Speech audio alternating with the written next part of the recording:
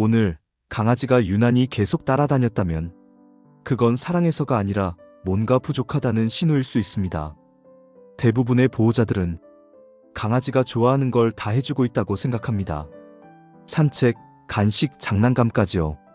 그런데 훈련사들과 행동학자들이 공통으로 말합니다. 강아지가 진짜 좋아하는 행동의 90%는 보호자가 거의 하지 않습니다. 오늘 알려드릴 10가지는 돈도 들지 않고 훈련도 필요 없지만 이 중 3가지만 해줘도 상위 2% 보호자가 됩니다. 지금부터 하나씩 확인해 보세요. 여러분은 과연 몇 개나 해주고 계신가요? 첫 번째, 너는 내 사람이야 라는 소유 애정 표현입니다. 강아지가 소파에 앉아있는 여러분 다리에 턱을 올립니다. 발을 살짝 얹기도 하고요. 혹은 코로 손을 밀면서 손바닥 밑으로 머리를 쑤셔 넣으려고 합니다. 이게 뭘까요? 그냥 관심 끌기? 아닙니다. 이건 강아지 언어로 소유권 선언입니다. 너는 내 가족이야. 내가 지켜줄게. 라는 의미죠. 그런데 대부분의 보호자들은 이럴 때 어떻게 하시나요? 무겁다고 손을 치우거나 귀찮다고 일어나 버립니다. 강아지 입장에선 거절당한 거예요. 매일 고백하는데 매일 차이는 기분이랄까요?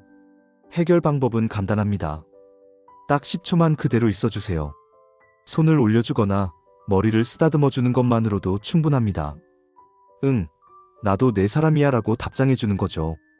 이 작은 10초가 강아지의 하루 전체 안정감을 좌우합니다. 두 번째, 놀이에서 가끔은 이기게 해주기입니다. 줄다리기 할 때 생각해보세요. 여러분은 항상 이깁니다. 당연하죠. 힘이 세니까요. 그런데 강아지 입장에서는 매번 지는 겁니다. 매일 매순간 모든 게임에서요. 동물행동학에서는 이걸 학습된 무기력이라고 부릅니다. 아무리 노력해도 이길 수 없으니까 아예 시도조차 안 하게 되는 거죠. 놀이가 스트레스가 되는 겁니다. 재미로 시작한 게임이 자존감을 깎는 시간으로 바뀌는 거예요. 그래서 전문가들이 권하는 방법은 이겁니다. 놀이의 마지막은 항상 강아지가 이기게 해주세요. 줄다리기라면 장난감을 놓아주고 술래잡기라면 일부러 느리게 뛰어주세요. 그리고 와, 네가 이겼네 하고 칭찬해주는 겁니다. 이 작은 승리 경험이 쌓이면 강아지는 자신감을 얻습니다. 그리고 놀이를 더 좋아하게 되죠. 생각해보면 우리도 그렇잖아요. 맨날 지기만 하는 게임은 하기 싫어지니까요. 세 번째, 함께 있지만 간섭하지 않는 시간입니다. 여러분 집 강아지가 방마다 따라다니지만 정작 만지려고 하면 피하는 경우 있지 않나요? 이상하죠? 따라오면서 왜 안 만지게 하는 건지.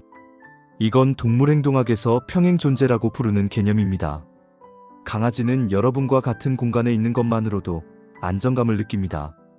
꼭 스킨십이 필요한 게 아니에요. 그냥 존재 자체가 위안인 거죠. 그런데 우리는 어떻게 하나요? 강아지가 옆에 오면 자꾸 만지려고 합니다. 귀엽다고, 사랑스럽다고 꼬집고 안고 쓰다듬고요. 강아지 입장에선 그냥 옆에 있고 싶었을 뿐인데 싶은 거예요. 방법은 이렇습니다. 강아지가 옆에 왔을 때 손만 살짝 내밀어 보세요. 강아지가 먼저 코를 갖다 대거나 머리를 들이밀면 그때 쓰다듬어 주고요. 안 오면 그냥 내버려 두세요. 선택권을 주는 겁니다. 이게 진짜 존중입니다. 사랑한다고 계속 껴안는 게 아니라 상대가 원할 때 곁에 있어주는 거죠. 여러분은 어떠신가요? 네 번째, 보호자 냄새나는 물건과 함께 자고 싶어 합니다. 강아지가 자꾸 빨래 바구니를 뒤집니까? 침대에 올라와서 베개를 파고듭니까? 이거 단순히 장난이 아닙니다. 냄새를 찾는 겁니다. 정확히는 여러분의 냄새를요.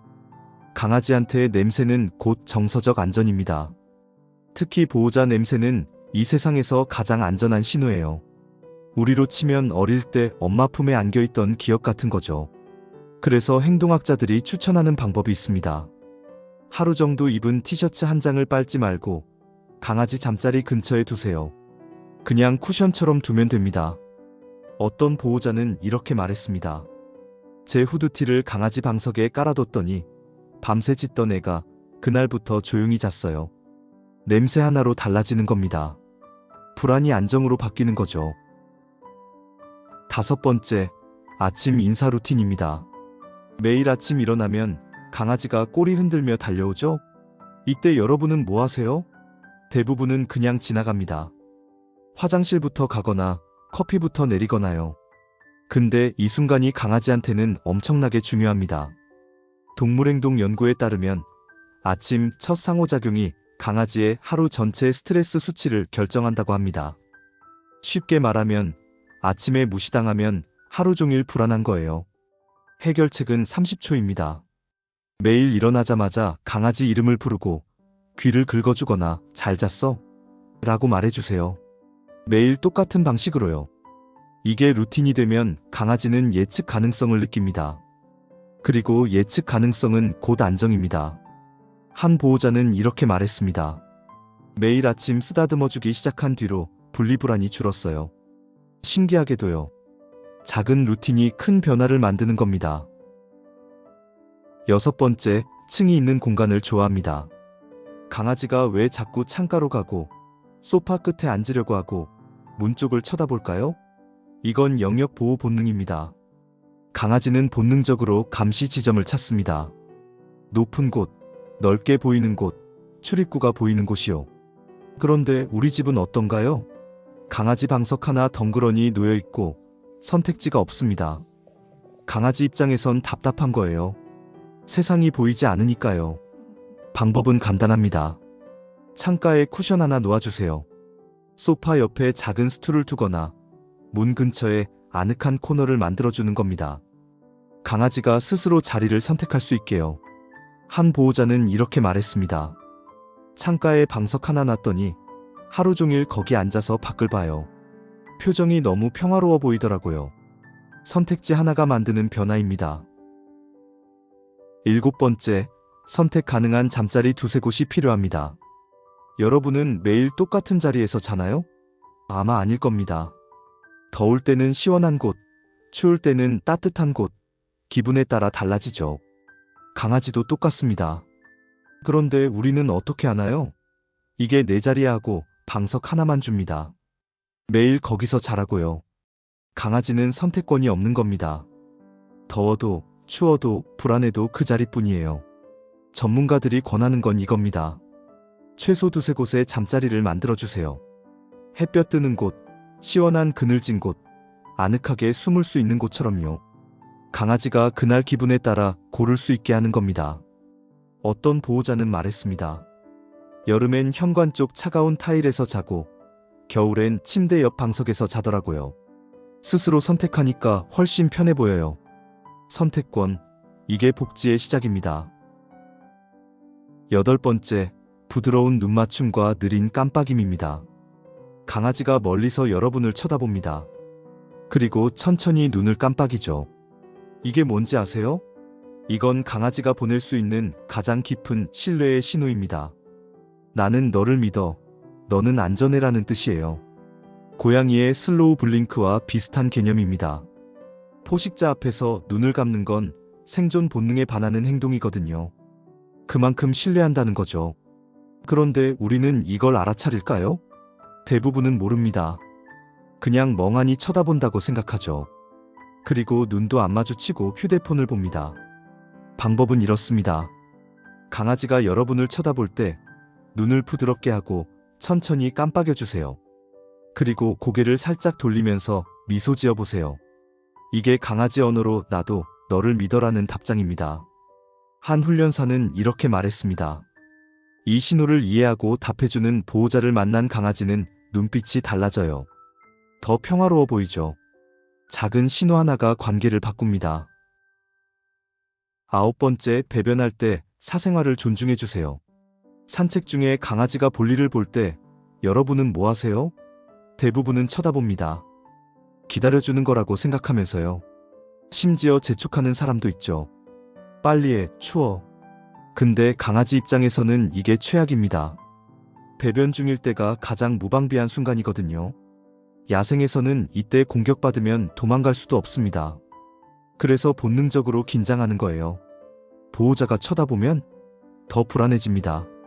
지금 내가 위험한데 저 사람은 왜 계속 쳐다봐? 이렇게 생각하는 거죠. 그래서 어떤 강아지는 자꾸 자리를 옮기거나 아예 안 누려고 합니다. 해결 방법은 간단합니다. 고개를 돌리세요.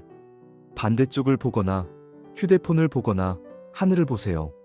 안 쳐다보는 겁니다. 그리고 절대 재촉하지 마세요.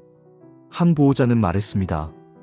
쳐다보지 않기 시작한 뒤로 산책 시간이 반으로 줄었어요. 훨씬 빨리 볼일을 보더라고요. 사생활 존중, 강아지한테도 필요합니다. 10번째 마지막입니다. 젖은 브러쉬로 엄마개 그루밍을 재현해주세요. 이건 좀 특별합니다. 강아지 시절을 떠올려 보세요. 엄마개가 새끼를 핥아주던 장면이요. 이마, 볼, 귀 뒤를 부드럽게 혀로 정리해줍니다. 이게 새끼한테는 세상에서 가장 안전한 느낌이에요. 그런데 어른이 된 지금도 이 감각은 남아있습니다. 동물행동학에서는 이걸 원초적 안정 신호라고 부릅니다. 어릴 때의 기억이 평생 남는 거죠. 그래서 전문가들이 추천하는 방법이 있습니다. 브러쉬를 물에 살짝 적셔서 강아지 이마와 볼, 귀 뒤를 천천히 쓰다듬어 주세요. 엄마개의 혀처럼요. 특히 불안해하는 강아지한테 효과가 압도적입니다. 한 보호자는 이렇게 말했습니다. 천둥 칠 때 항상 떨던 애가 젖은 브러쉬로 쓰다듬어 주니까 눈을 감고 기대더라고요. 완전히 진정됐어요. 어릴 적 기억이 주는 힘입니다. 자, 지금까지 10가지 모두 살펴봤습니다. 여러분은 몇 개나 하고 계셨나요? 솔직히 말하면 이 중 3개만 해도 상위 2%입니다. 대부분의 보호자는 강아지를 사랑하지만 강아지가 진짜 원하는 게 뭔지는 모릅니다. 우리가 주고 싶은 사랑과 강아지가 받고 싶은 사랑이 다른 거죠. 강아지가 원하는 건 거창한 게 아닙니다. 비싼 간식도 화려한 장난감도 아니에요. 그저 안전, 선택, 존중, 그리고 가벼운 스킨십 같은 조용한 사랑입니다. 이 작은 루틴들이 쌓이면 뭐가 달라질까요? 강아지는 평생 여러분을 신뢰합니다. 불안해하지 않고 스트레스 받지 않고 그저 여러분과 함께 있는 것만으로 행복해합니다. 오늘부터 하나씩 시작해보세요. 아침 인사부터, 눈 맞춤부터, 냄새 나는 티셔츠 한 장부터요. 영상이 도움이 되셨다면 구독과 좋아요 부탁드립니다. 그리고 여러분의 경험을 댓글로 나눠주세요. 더 많은 보호자들이 강아지의 마음을 이해할 수 있도록요.